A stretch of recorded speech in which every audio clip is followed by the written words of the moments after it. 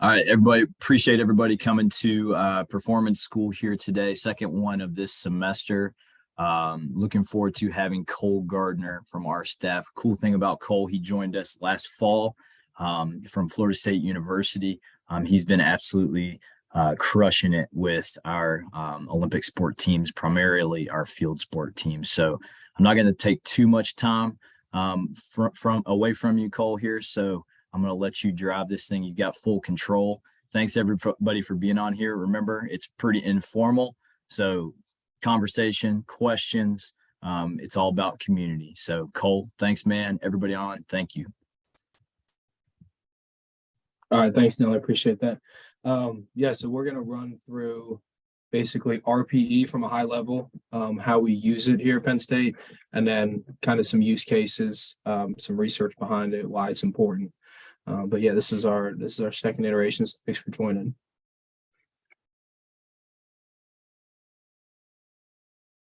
All right, so kind of from a high level, just the idea of like our performance school, we're trying to put this together to create a Penn State way, create a Penn State sports performance protocols, frameworks, and kind of get everybody on the same page. So going through some of the basics like context data last week, RPE data this week, and trying to build the big picture of what we do, monitoring athletes, monitoring loads, and all the data we collect. Departmental updates, we've got the WHOOP performance team that I talked about last week. So if you want to join on the WHOOP team, you can type in the code, join the team, see everybody else's scores and whatnot throughout the week. Performance Academy every other Wednesday. So next Wednesday, we'll have Josh Bullock joining us from the U.S. ski and snowboard team, and he'll be talking about maximizing a performance lifestyle. And those are in the evenings at 7:30, catered to anybody who can join on there. So in the RPE, last week we talked about context data and kind of had mentioned RPE a little bit, but just talking about RPE from a high level. First, what is it, right? RPE is subjective internal rating of exertion to complete an activity, typically collected from an athlete post-session.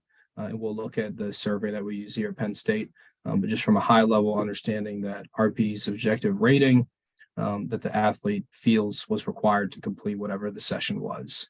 A couple other things we'll get to: how do we collect it, why is it important, how do we use it, and what does it tell us? So our survey here, what it looks like, it's really simple, really basic. You've got an athlete's name, so the athlete on their phone will go to Microsoft Form on their phone. They basically have a link for it. Their strength coach will send it out. They'll choose their name. They'll select the session type between a lift, conditioning, training, regen, and they'll pop in how long the duration was. And then for a scale of 1 to 10, they'll answer what they feel their perceived effort was to complete that session. So it's real basic, takes the athlete less than a minute, less than 30 seconds to run through and give us that input as to how they're feeling the session was, so we can get an internal feeling of what we actually are trying to impose externally, how they're responding to it. So once we collect that survey through Forms, Microsoft Forms, it automatically goes into Microsoft Teams or a SharePoint area and is stored here for long term. So then we can pull it into Power BI, visualize it, look at trends, and then make changes if it's necessary. But our process flow here, it's real intuitive, goes all automatic. And then allows us to kind of use the data on the front end. So zooming out a little bit, training outcomes, right? Training outcome is basically what we're trying to push onto the athlete. So through a combination of athlete characteristics that are individual to everyone, like their age, their training age, injury history, etc., combined with internal loads and external loads, then we end up getting to this complete holistic view of what a training outcome is and what we're trying to induce on the athlete and how they're responding to it. So I bring this up because external loads is usually where we spend most of our time looking at measurements through like Catapult GPS, and we'll get onto this on the next page, but external loads is where most of our time is usually spent, kind of overlooking the internal loads that we can monitor as well to kind of get a bigger picture of what training outcome actually is. So internal versus external loads. External loads, like I said, it's the stuff that we all harp on: distance covered, player load, max velocity, accels, decels. It could go on and on, the numbers we collect there. But internally, we usually don't really get that many metrics. One, because it's kind of limited as to what we can track, and like the ease of tracking internal load. And that's why RPE is so huge, right? Because it gives us you could argue, the other half of the equation, by collecting RPE over time, getting that internal input from the athlete and how they're feeling that they're actually responding to those external loads we're inducing on them. And it kind of gives us both edges of the sword. So if we don't collect RPE or heart rate, then we're missing that entire internal feedback side in that training outcome equation. So similar slide from last week, when we talked about context data. With context data, we're collecting that session duration, but now this week with RPE, when they're combined, you can actually create what's called SRPE or session RPE, and multiplying the two numbers together gives you a arbitrary unit, or sometimes called exertional minutes is another phrase for it. But if you look at both examples here for athlete A and athlete B, we have the same session duration, but two different RPE ratings, right? So that gives us two different SRPEs. And therefore, that even though the athletes went through the same duration of the session, their internal responses are different. And therefore, what was induced on them as far as an internal feedback standpoint is different as well. And so knowing that even though they went through the same session, it doesn't necessarily mean that everybody should be treated the same by monitoring that load over time. And next, we'll look at how we can actually start to visualize SRPE over time as well. And here's an example from one of our teams here and what we look at. So we have duration over time first, which is just simply how long the session was, collected through context data. And then we have RPE over time, which is the individual athletes and averaged out for the whole team. And then by multiplying both of those together, at the very bottom, we have subjective workload or arbitrary units, exertional minutes. There's a lot of phrases for what that unit can be called, but it gives you that SRPE over time.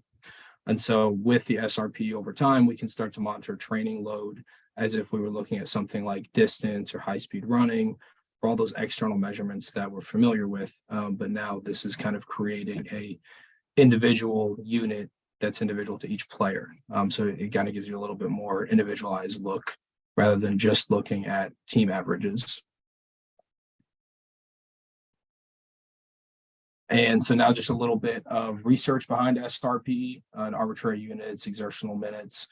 So Tim Gabbett is big out there into looking into training loads in general.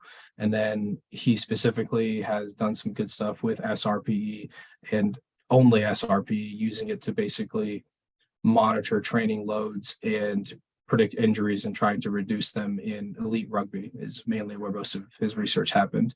But couple snippets from the article.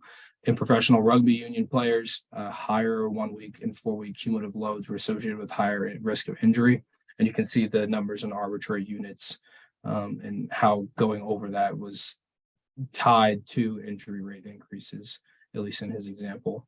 And then at the bottom, you have a predicting the non-contact soft tissue injuries chart. And basically, they were able to predict positive injury predictions up to 86%, and then negative injury predictions, or therefore avoiding injury, up to 99%. And this is more than just collecting SRPE, but also following his protocols for the injury prevention paradox is what he calls it. And by following the protocols, utilizing SRPE as a main KPI, it allows you to kind of predict injuries and try to reduce them as well, following that 10% week over week change, which we hear a lot about. But if you look in the top right-hand corner, you can see how once you get to 15, 20, 30, 40% in training load over week, the likelihood of the injury skyrockets, and you can use SRPE as your main metric here. And he kind of has shown that over time in a bunch of his literature, but there is legitimate value to collecting that RPE, being able to build SRPE, and then using that to monitor load over time, with nothing more than duration and an internal response from an athlete. So it's pretty simple to collect and use. But that's kind of just what the literature side says. And it kind of gives you a 30,000-foot view of what RPE is, how we use it, and how it can be used to monitor athletes.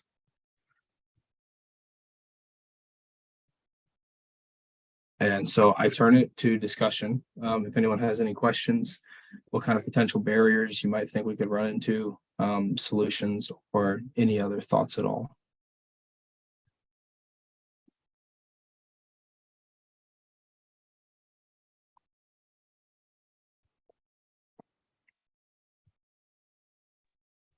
I thought that was really good.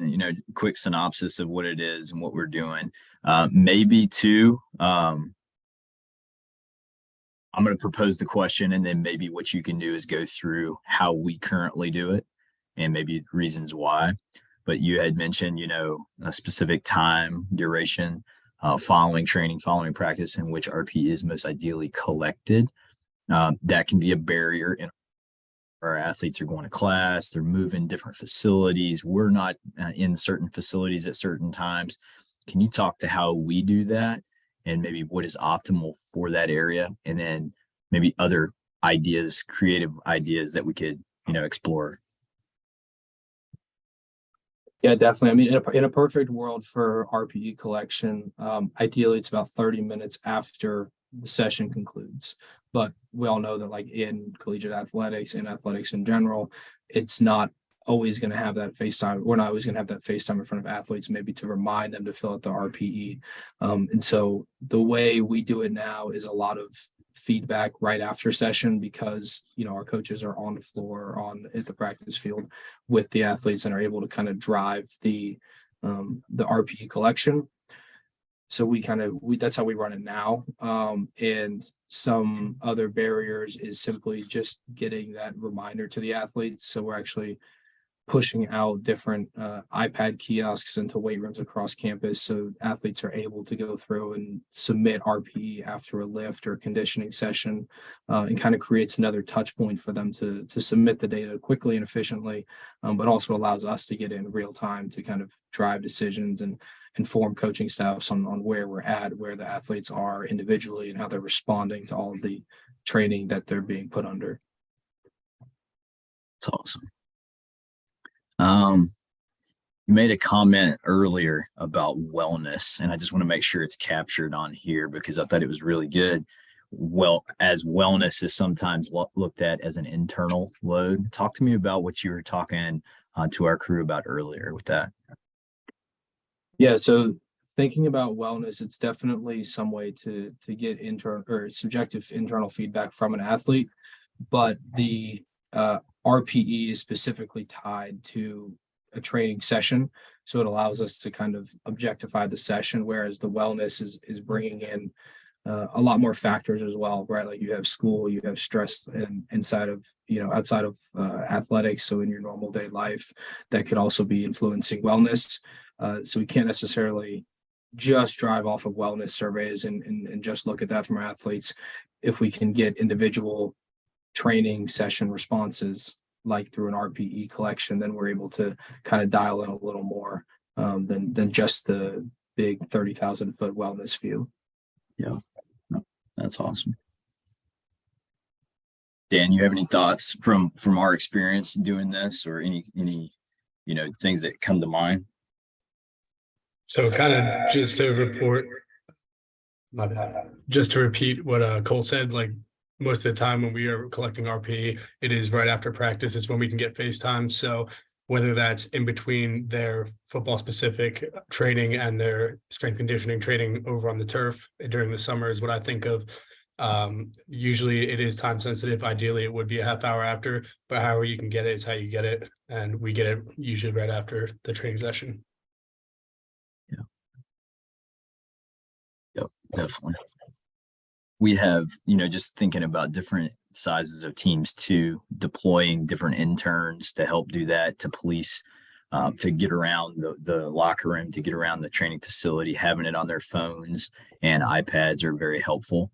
One other thing that have been countered in the past is when you do use interns or young staff, or whenever you're a new staff member going into a new team is how do you quickly know the names of the athletes, especially when it's not one-on-one, it's 30-1, it's larger than that. So finding ways to, even as simple as having a roster with the names, with just a picture beside of them, challenging interns to quickly look on the roster page.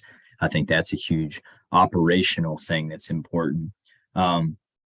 Cole, can you, after we're done, you referenced the Gabbett piece. Can you send that paper? You can either send it to me and I can distribute it with the recording, or just send it to us that's fine too. But I just want to make sure that that's shared. What else? Anything else come to mind? Hey, can you guys hear me all right? Yes, sir. Yeah, awesome. Sorry, I stepped away for a second. I might have missed this. Cole, when you showed the example of the RPE survey via forms, there was a section that had like session duration to type in right there. Is that for maybe some teams that don't use context data and collect it that way? Yeah, it can be collected that way. But also if the context data comes in from the strength coach, then we'll use their context data to drive. But it's just kind of on the survey just in case the athletes put their input as well. Right. So if you have, so that goes to my question, I guess then. So if you have the athletes entering in their data, the RPE and everything, how do you consistently get that session duration in there for each athlete? Is it just something where you tell the whole group, or do they just kind of, hey, how long do you think you were in here today? Yeah, just having them fill it out based on them. So like if it's a lift and someone takes 40 minutes and someone takes 60 minutes to get through the lift, depending on how the strength coach operates their team, like if they're able to leave after the lift, then we can look at it a little more. But as far as like building SRP over time, looking at the duration that's inputted by the coach through the context data. Oh, okay, gotcha.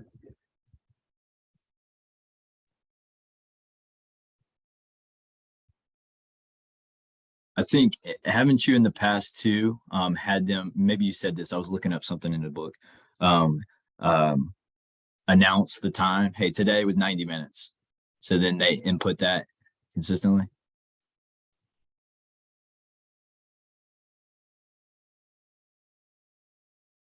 Are you asking me or Cole? Sorry, I was asking Cole. Sorry.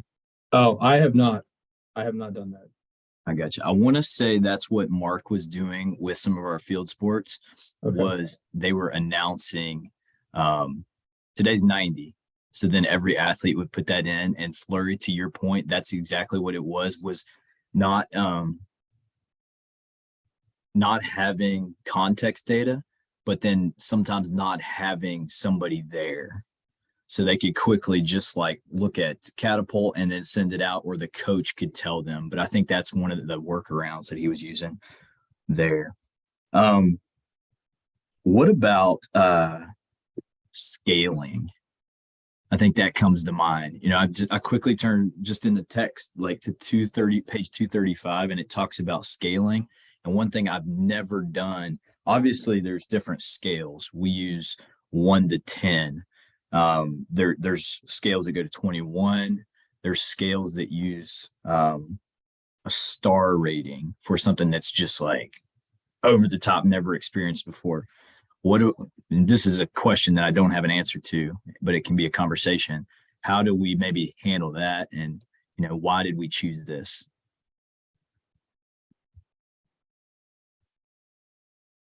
I think I can answer that because I was kind of involved in creating the surveys to begin with. Yeah.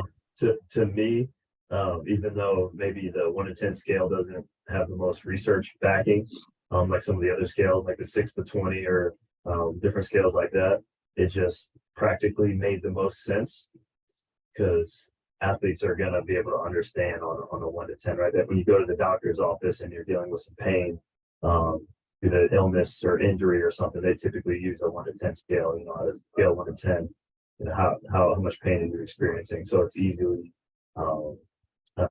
use practically and easy to communicate and get a truthful, I think, answer back in return without any type of confusion or gray area. Yeah. I agree. I was super intrigued by the star rating when I read about that. And I'll be honest with you, I have zero experience with it. But another thing that comes out, and I was all about this, the 1 to 10 that we've always used. And one of the things, not just in RPE, but in wellness that we try to harp on or try to remind people, it's really easy to be like, what was your RPE or what was your RPE today? 6. Well, no, I want you to, and this exact survey that we have on the screen, athletes were taught this scale. In fact, there's pictures of this scale. But one of the things too, if you're going to send it on a phone, is like having a tangible rating. So then a reminder to athletes can be, don't just say a number, start to relate the scale to the number. So for example, 5 is not just a 5 is a moderate. So now when they're ranking, it's like they're ranking the subjective feel to the number as opposed to just the number, because that happens really fast, especially maybe when you get survey fatigue. They just throw 6. No, hey, real quick, look at your survey, look at it closely. That can be a good reminder. It's in there with wellness as well, when they're doing some of those scales. Man, I had one other question. Does anybody else have anything? Just to follow up on that too, I think that's like referred to like anchoring, right? So you're anchoring a number to a term, or even I think I've seen some too that use like emojis or smiley faces or whatever. I think that's typically what that term is called when you're kind of matching a number up term or a picture or something. That's awesome. Oh, that's good. And then too, like something that I used at Indiana when we were starting to do RPE was I tried to keep it as simple as possible, and I started on a 1 to 5 scale, just to kind of keep it simple. Less numbers I thought would be better. But then I had some of our our athletes that were a little more in tune with things come back and be like, a 1 to 5 isn't enough, right? A 3 today during training and a 3 during camp are completely different. So that's kind of why I tried to expand it out to 10 away from 5, just because there were athletes that were strong, big enough to create a differentiator based on how they were feeling in their training or in their practices and stuff. Yeah, that's awesome. That's awesome. I remember having those conversations. Yeah. What else?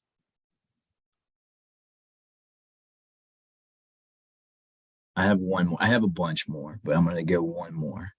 What about coach RPE? Has anybody ever done anything with that?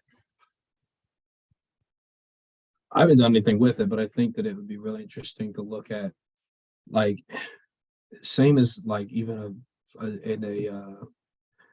a context data for a coach post practice of like, what do you think the performance was a 1 to 10? What do you think the RPE was a 1 to 10? What was the target? And then helping them understand that, like, yeah, I wanted today to be a 3. Guys came back with a 7, or girls came back with a 7. Like, there's obviously something going on here. Performance, and they're looking at like the performance ones of coach grades practice as a C, but it's supposed to be a 3 RPE. Like, they shouldn't those two shouldn't be together. I haven't done anything with it, but I think it would be something really interesting we could do. Try somewhere. Yeah, I agree too. I think from many levels, one, getting everybody to be on the same page of what was actually dosed to the athletes, but then you could create some sort of low level correlations between what's occurring between the two. And I like what you're saying about grading. It'd be really neat to get a quick grade of performance and an RPE, and just kind of, I think that's another layer we haven't ever experienced or experimented with, but that's one. So anybody have anything else? We're at 25 minutes here. This is a good conversation. I think when you think about last week, 2 weeks ago, we talked about context data, providing context to whatever's training situation, competition situation, and then you go RPE, the athlete's response to whatever it is. This is like the backbone. And it's kind of Flurry, what you started as you started building this and all this like backbone.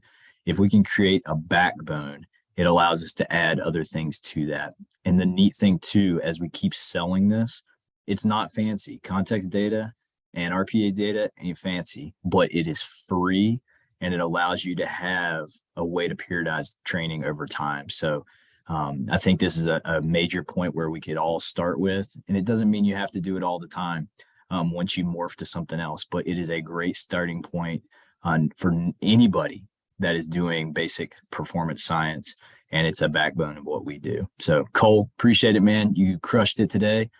Flurry, Vasey, appreciate you guys joining in as always. We'll put this to the cloud, send it out to everybody, and appreciate you guys. Thanks, Cole. See you. Thank you guys. See y'all. Bye.